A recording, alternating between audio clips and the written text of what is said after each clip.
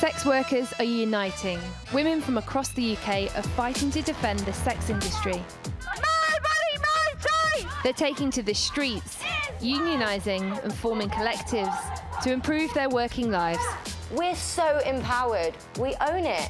But these protesters face opposition from feminist groups in cities across the UK who want the industry shut down for good. It is not okay to sexualise and objectify women in this way. There's been a tension for a while now between some feminists and some of those working in the sex industry, and it's really pronounced here in Sheffield, where some feminist activists are trying to shut down the last remaining strip club here. Save our strip club! Campaigners hope there's a real chance of closing the only strip club here, but these sex workers and their supporters are protesting to keep their workplace open. They're not just fighting to save the strip club, it's also about challenging negative views of women who strip and why they choose to do it. Because I have to care for my dad, and obviously I can't work during the day because that's when I need to care for him. So when I put him to bed at night, that's when I can come to work.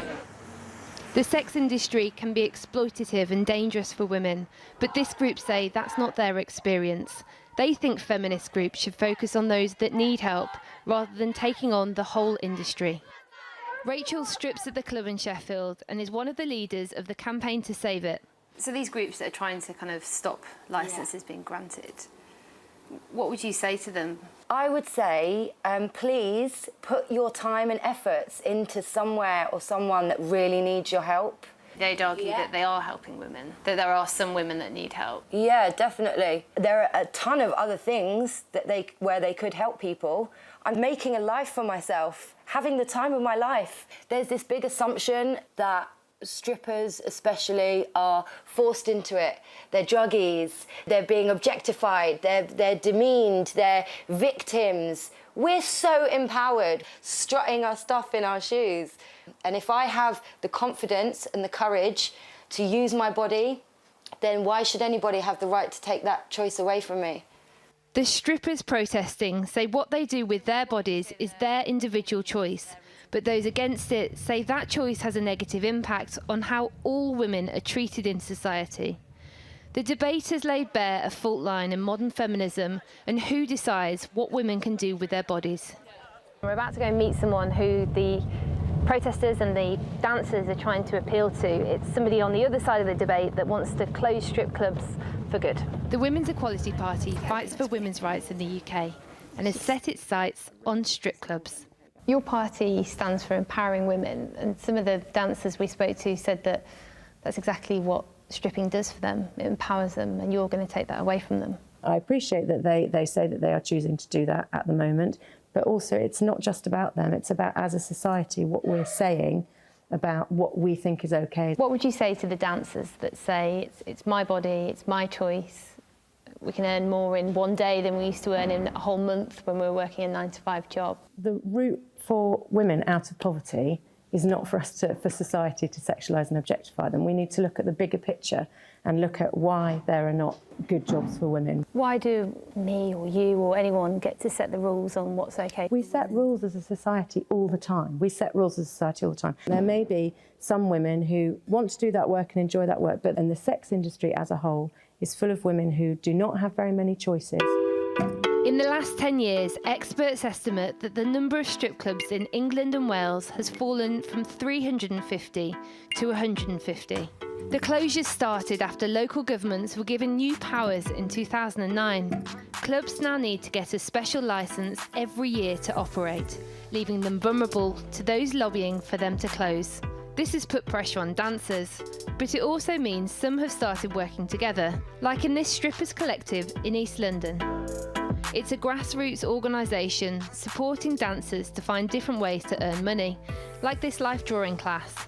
I love what I do, and my idea will be to improve the working conditions of what we have, not to completely shut it down. For me, being a feminist is to support women no matter what.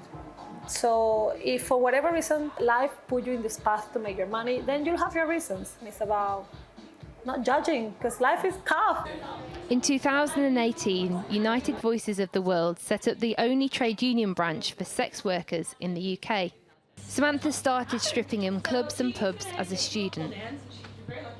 Had I had a union on my side when one of the bouncers at the club was harassing the girls, me included, I wouldn't have waited so long to say something. If nothing else, people involved will have far more financial and legal literacy. Even if the clubs don't change how they behave, the girls can at least bring the power of a union behind them if they're being mistreated. The groups on both sides of this argument say they're championing women's rights.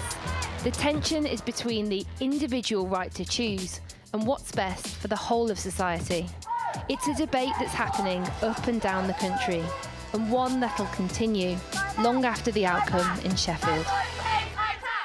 Anya Pop reporting. Well, joining me now are Eleanor Mills, editorial director of the Sunday Times and chair of Women in Journalism, and Penny, who's been dancing at the flagship club of Platinum Lace for several years and currently uses it to fund a law degree at university. Eleanor Mills, you heard it there in the piece.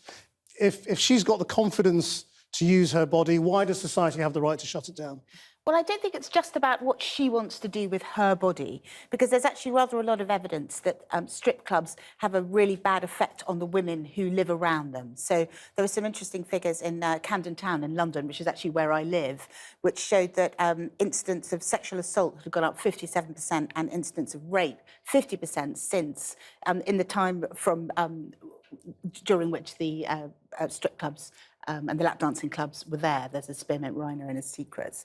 And I think there's also rather a big pattern of evidence from America that women are at more risk of harassment and of unwelcome sexual attentions. So you think it's bad for women in general? So I'm saying, of course, they may want to earn a living, and I'm all about women being able to do what they want to do with their own bodies. I think there's a bigger argument about society more broadly, which is if you have these places where women are seen and objectified and treated in a very sexual way, that has a knock-on effect for all the women in the surrounding area, which is not fun. Penny?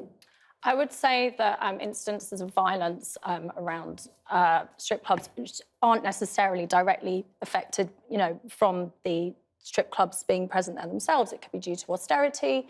It could be due to all sorts of factors. That's not what the research shows, actually. OK, well, I haven't actually seen that research, but all I know is that as somebody who actually works in these environments, it's a hospitality and sales environment, and everybody who comes in has a good time and feels quite empowered and is actually able to let off steam. And I would be surprised if people then left the club and then committed acts of violence. I would think they generally have just had a good time. I mean, isn't the point, that in wanting to close them down, you are depriving them of a means of making a living they've chosen? No, but there are other ways that you can make a living. And I'm sure that there are particular pockets of the UK as well where these kinds of clubs have been allowed, so Soho, those kind of places, where perhaps you allow them in a kind of smaller... So you think that's a better idea? Well, what I don't like, and I think there's a lot of evidence to show, is that if you have these kind of sex clubs in residential areas, in Camden, they were around where people were living. The quality of life for the women in that area who've not chosen to make a living by stripping goes down dramatically, and that, I think, is a real problem. You could say that about any club, but I feel that if you look across London's and indeed the UK, the nighttime economy has really been suffering.